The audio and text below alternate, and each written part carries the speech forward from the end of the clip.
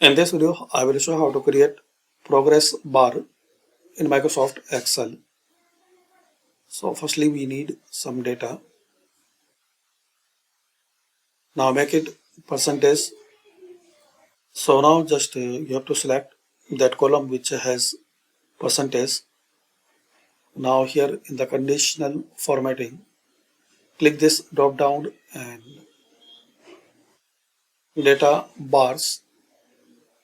Here click on more rules. Select this first one. Format all cells based on their value. In the minimum, select number and make the 0, maximum number and make the 1. Here you can change color in the field like gradient, border,